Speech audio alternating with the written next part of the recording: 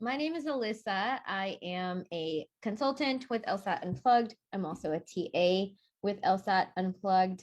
I lead weekly workshops for admissions help with Ayaka, another consultant for LSAT Unplugged on Wednesday evenings if you're in the course.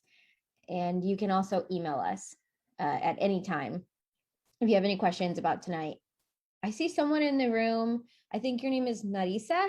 If you want to, you can unmute yourself or you can type in the chat if you're here.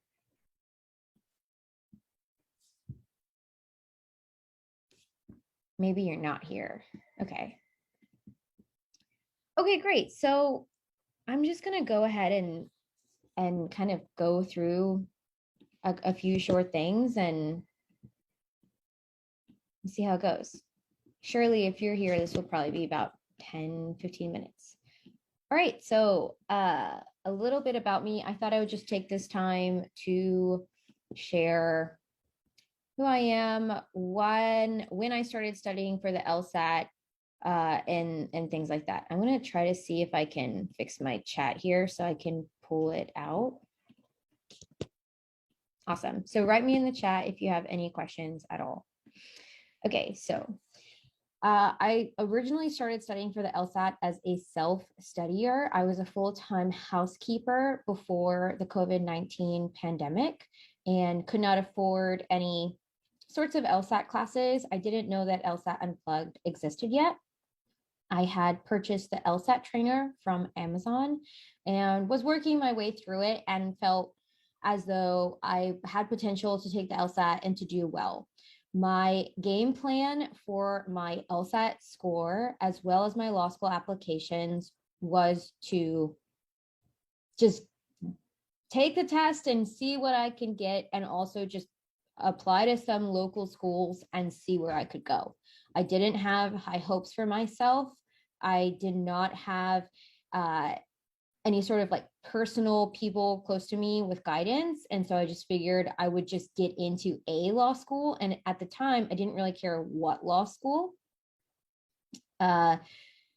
In the summer of the pandemic, I stopped working as a housekeeper because of contamination reasons. I felt unsafe.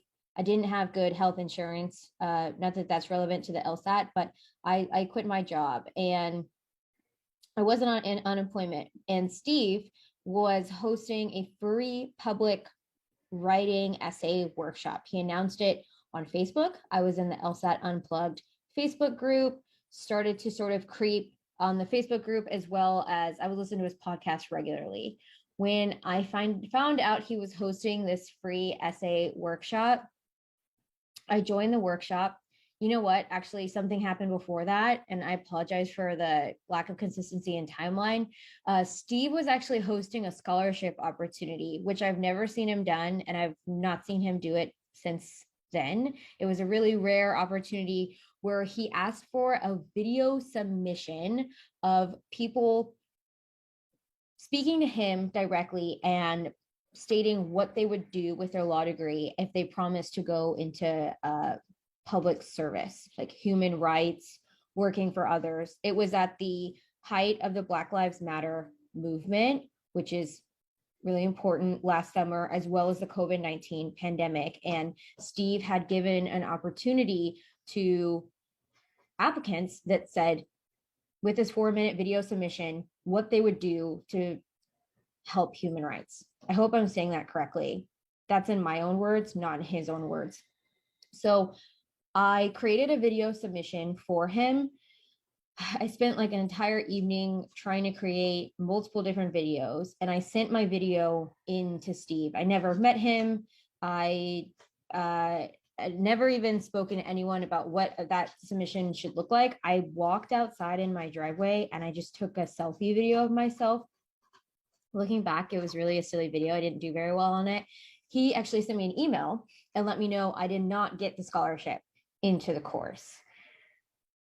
But with that email, he said, hey, Alyssa, you didn't get a scholarship into the course, but he offered me a spot in sort of a free workshop to talk about any current challenges that we are working on. So I scrambled to go to that workshop. And there I met a few other applicants and I met with Steve and we just shared challenges that we were working on. Fast forward, I ended up really wanting to be in the course. My fee waiver hadn't been approved yet. And I just waited. Once my fee waiver was approved, I used that discounted rate into Steve's course and found myself actually in the course. It wasn't until I was in the course that I started to realize that originally when I was a self-studier, I sort of like was taking the LSAT and I think this happens with a lot of students, like intuitively, I was getting a few questions right, which is what made me think, okay, I'm getting a few questions right. I'm sure enough I can reach like a higher score. When I started taking the course with LSAT Unplugged, I really started to see the depth of what the LSAT is. And it was with that I started to also realize I actually had farther to go than maybe I originally thought I had to go. And I also had more opportunities. So with all of that being said, I've now been in the LSAT Unplugged course for August through June, so 10 months. I've been a TA with the course. I was part of the first group of TAs with the course in November.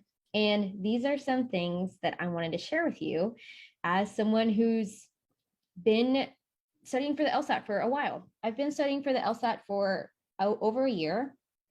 And some of my biggest lessons that I learned are this.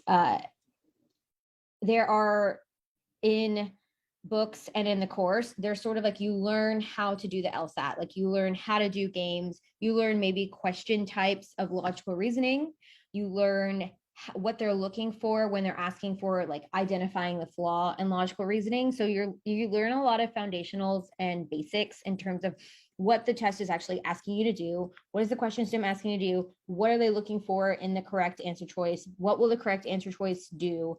And it's in learning those foundations that my study plan had asked me to start taking full section time sections. And this is actually what I taught my first class on ever as the first TA to ever teach a class in LSAT Unplugged. In November, I taught a class about what I did to close the gap between learning the foundations and suddenly sitting down to a fully time section, because I found that I understood how to do the questions. I understood what question stems we're looking for in both games and logical reasoning. I'm not so much talking about reading comprehension here, but I am, and later I applied this same technique. I understand how to do things, and I was hitting almost like a traumatic response when I was sitting down with 35-minute time sections. I found that I was either freaking out or I was nowhere near finishing it in the time. And it was creating a lot of discouragement within me. And I found a gap in my own LSAT training. So I taught my first class on what I called deconstructed diagramming. Essentially, what I did is for games, rather than trying to do 4 games in a row, I started, my dog is growling, excuse her. Rather than trying to do 4 games in a row within the 35 minutes, I started by diagramming the 4 games in a row. And I repeated that over and over and over again until reading the original stimulus and creating my own diagram was second nature, and I stopped having an emotional response to it. Then after I created those 4 diagrams in a row, I would then try to answer the questions based on my diagrams and what I had written alone. So I essentially covered the stimulus. I'll call the games A, B, C, D. There's 4 games in a section. I started diagramming A, checking, making inferences, checking the stimulus, and diagramming. B, checking the stimulus, making my inferences, setting my diagram up. I diagram C, and I would diagram D. I would not do any questions yet. After doing those 4 diagrams in a row, I have a question. Did I time myself for the diagrams? The first few times I didn't. Again, I was having an emotional response to being timed. I was finding myself almost like having a fight or flight response. And I was hearing that a lot with other students when they first learn how to do everything and then they go to timed. They keep sort of like, it was a repeated issue that I was hearing from other applicants saying that they were like panicking or it was causing distress, So this is what I started with. I just set up the diagrams.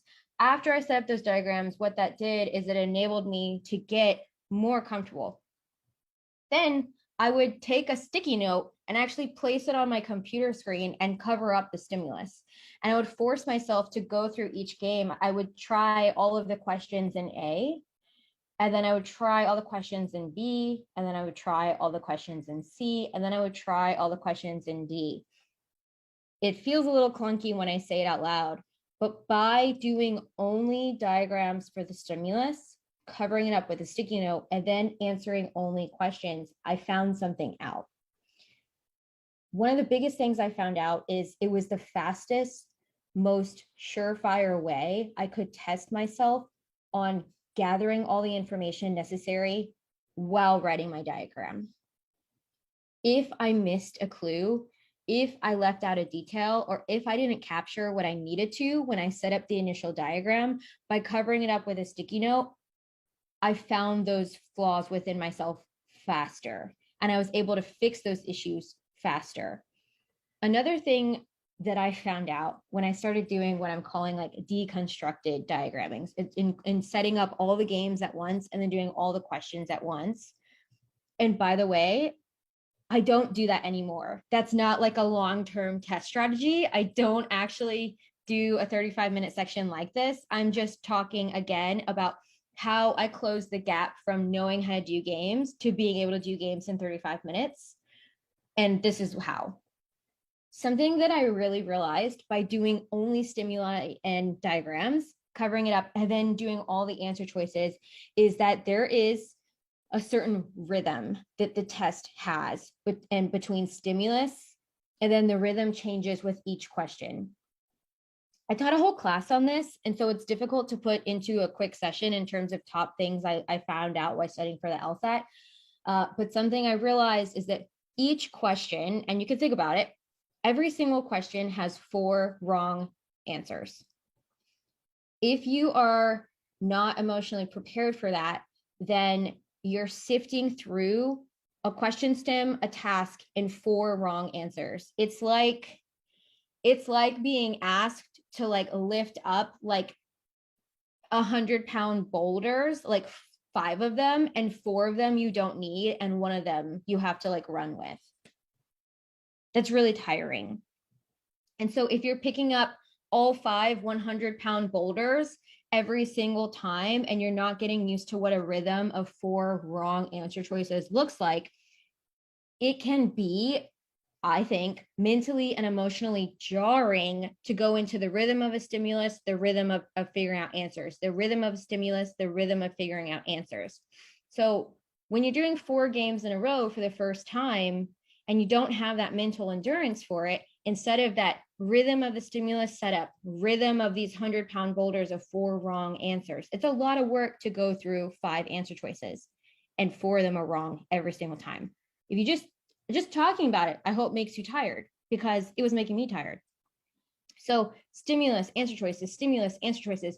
To do all of that within the 35 minutes wasn't possible for me. So I deconstructed it. I did stimulus, stimulus, stimulus, stimulus, and then I just found this rhythm in all of the answer choices, because when I took away that interruption of diagramming each game one at a time, I figured out that the answer choices and the questions that they ask sort of like follow this pattern, like this mental patterning, this emotional patterning, and the questions start to repeat themselves and start to look alike. That's how I got rid of my traumatic response to doing 4 games in 35 minutes. I did a lot of stuff after that, but I'm also talking a lot. And if you really want to know, just email me or Ayaka at admissions@lsatunplugged.com. I don't know how long I did that for, the deconstructed diagramming, maybe a month, maybe 2 months, maybe 3 months. Please understand that that was 6-7 months ago, and I've since moved on to a different part of my journey with the LSAT, and I study differently now. That's my tip for beginners who are trying to close that gap. Another thing I want to say about my LSAT journey in the past year is to expect the way you study to change. when I was first learning things compared to when I needed to close that gap between learning it and full sections to now that I am concerned and consistently able to work under 35 minutes. My binder looks different. My writing looks different. What I record looks different. The way I talk about it and think about it all looks different. So if you're finding that a certain way of working isn't working for you, kind of metaphorically, pack up all of the things that you have, study materials, and rework it. That's all I'm going to say about that. Any questions so far? We had questions in terms of timing myself for the diagrams. Not yet. I think it's actually surprising to a lot of people how long it's possible to wait before you start timing yourself and how much foundation can be built in and how much more time you can spend. I think I spent like another month. I know I spent a week straight doing deconstructed diagramming. And after just that 1 week straight of doing it, I was already stronger for it. Another tip that I have is organizing your study materials. And now if you're type A, this tip is not for you. If you're coming straight out of academia and you have a tremendous GPA, then maybe this tip is not for you. This tip is for me. I have professionally been an artist for the last 10 years. I've been one of the most organized artists I've ever met, which might explain why I'm interested in being an attorney. So I'm used to keeping a notebook. I'm used to being organized. I was also a housekeeper, so I am attentive to detail. But something I also was seeing in a lot of early on applicants and what I had to learn for myself is how to manage your study materials. If you take anything away from this session, I hope that you understand how important tracking your progress is. I started tracking in a binder. Once I got used to the binder, I moved my tracking, my Socratic review method, how long things were taking me once I did start to time myself, and I moved all of that to spreadsheets. Ayaka is really famous for her spreadsheets. She's amazing. I did it first. I'm just kidding. We studied together and we had spreadsheets. Ayaka's better at spreadsheets than me, but I still keep up with my spreadsheets. And that's what's really important. The reason I'm telling you to really prioritize the tracking of your progress is that some days I wasn't up to the task of taking on the LSAT. And if I hadn't been tracking myself, I wouldn't have been able to tell how much time I'd put in. Sometimes when we get tired, if you're managing a lot of jobs or you have personal responsibilities, social relationships that you need to upkeep or manage, a dog that's asking you for dinner, there are just times when you're tired, or I was tired, that if I didn't have a spreadsheet that just had every single day before it and how much time I had spent studying for the LSAT, I wouldn't have really been able to have that perspective. So please track what you do when you do it as much as you can. For me, that made all of the difference in terms of being able to try again. If once I open a spreadsheet and it takes me what feels like a year to scroll down just in my game section, I would gain that mental strength. I would gain that mental endurance and be like, holy cow, I can't believe I've been at this for 3 months. Also, I spoke about it with someone I was studying with today. She mentioned she was trying to get 4 games done and she loves games, but doing 4 in a row, just mentally, she doesn't have that tenacity yet to be able to complete all of them in one sitting. She was feeling really angry. She was feeling disappointed. And I made a suggestion to write that down when she's tracking, say, couldn't even make it through the 3rd game, really frustrated with myself. I sat there for 2 hours and was still in the 3rd game, was losing focus, concentration. And she said to me, Alyssa, do I really write that I was frustrated and angry? Like, am I really tracking that? I was like, yeah, because you can be angry, you can be frustrated, and you're going to write that you sat there for 2 hours. And a week later, you can say, frustrated, angry, want to flip the table. And you can look and it says 1 hour and 45 minutes. And you're going to realize that even though it felt the same, by some force of putting in the work, you can be 15 minutes faster. I was like, what if What if one day you're angry and you're frustrated or you're tired and it says 59 minutes, and the next day it says exhausted, tired, sad, and it says 58 minutes? If you're just 1 minute faster and you're tracking that, then the next time you're angry, sad, you could be like, I bet I could get 1 minute off of that. What I'm trying to say is that studying for the LSAT is a really long process, and it's also a really layered process. And if you're not doing yourself the benefit of tracking like what you're spending time on, what your timing is, what your current issues are, then it's also hard to see how cool you are. And I think everyone should track their progress. I'm going to talk about some things that I stopped doing. Maybe I started doing at the beginning because I didn't know any better, and I stopped doing this. So these are some bad habits that I had that now I don't have anymore. One of them is rounding up, or like being vague about what I knew. Maybe I would do reading comprehension and remember a question from like 2 weeks ago if I had seen it, and get it correct. And I was using that as my score and saying like, that's my score, even though it is, but it's also not, because I had seen that question before. Really little detailed things like that. Like once you let go of trying to prove to yourself that you can take the LSAT, you're going to get better at the LSAT no matter what. If you're just really, really honest about exactly where you're at, exactly what your progress is at. That took me a long time. Another thing I stopped doing was eating at the same time I was studying for the LSAT. Now everyone's different. I don't know about Steve. I saw one of his emails one time that he was eating like energy drinks and soda and chips because that's just what was available to him. And he was prioritizing the test so much. That's just one blog post. Don't take that as truth for everything he did. But I used to maybe try to bribe myself like with a snack, or say like, I'm going to study during my lunch. And I just found out that it just doesn't work. I just wasn't retaining the information, especially a game.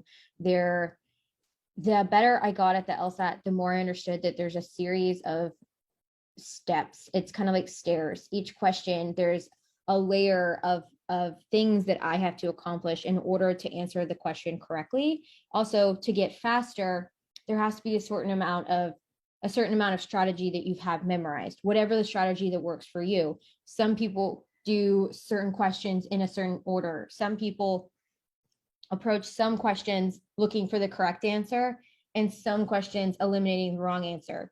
So knowing which tool to take out of my back pocket for each question takes a lot of my mind. And to be eating at the same time while I was doing it, I just found out that it doesn't work. So now I use the Pomodoro method for studying. I'll do 35 minutes on, 5 minutes off, or I'll do 50 minutes on, 15 minutes off. In my off breaks, I don't use my phone. I can't really send text messages because the 50 minutes on is so intense that the 15 minutes that I take off, really all I can do is go for a walk. I'll go on a walk in a circle around my apartment for 15 minutes. I'll do yoga for 15 minutes, or I'll eat for 15 minutes. And that's really it, because that's what seeps in my brain the best. And the last thing I'll say that I stopped doing is setting my Pomodoro method into play. Like say I'm doing a 35 minutes of just straight studying. I think your name is Narisa. You asked the question about if I time myself during diagrams. In a really early stage of my studying, I would set a timer for 35 minutes. Oh, cool, Narisa. So in the earlier stage of my studying, I was setting timers for 35 minutes, no matter what I was doing. I don't know why, but number one, it's a good amount to study for and to keep your focus, and then take a 5-minute break. And so say I was doing my deconstructed diagramming, where I was doing all my diagrams, covering it up with a sticky note, and answering all the questions based off of that. Now, again, that helps you find the gaps in the way you're diagramming, and it also helps you get into the rhythm of diagrams. And there's a separate rhythm for answer choices. Those are kind of two different skill sets in my mind. So it strengthened the muscle memory of both. Anytime I sat down, I was setting a timer for 35 minutes. If I only got one diagram done, then I only got one done, and I got 5 minutes break, and I sat down again for 35. And then maybe I did a few more things. Maybe I had like 35-minute and I could do 20 logical reasoning questions. It didn't matter what I was doing, but for the first, I don't know, I can't remember, like 3 months, 1 month, whenever I was just studying for the LSAT, I was just studying in 35-minute chunks. It made me get used to what 35 minutes feels like. It made me get used to not breaking focus for 35 minutes. This last thing I'm going to say is kind of weird, everyone, but stick with me. When the 35-minute timer is on, I'm not going to the bathroom. I'm not standing up and going to the bathroom. I'm not answering the door. I'm not looking at my dog if she wants me to play fetch. Like, the 35 minutes is on, it's on. And what's kind of weird is that it was weird to be like reading a textbook and setting a timer for 35 minutes and having, again, I've been a professional artist for 10 years. I'm not from like a daily desk job where I'm sitting at a desk for a certain amount of time. So getting used to that was really bizarre for me. Setting a timer for 35 minutes and just reading, maybe like reading on strategy on how to do a grouping game. All the time, I had maybe like instances of like, oh, I'm kind of thirsty, or I have to go to the bathroom. And it's really early on in my studying, I started just using that timer for 35 minutes. And now I'm just better at that. So those are things I stopped doing. Those are things that I think really work. I have a million other things, but that's all I really have for today. Thanks for tuning into the show. Please subscribe if you haven't done so already to be notified of new episodes as I release them. And feel free to reach out if you need anything at all as you move forward with your prep. I'm happy to help however I can. In the meantime, I'll wish you all the best and take care.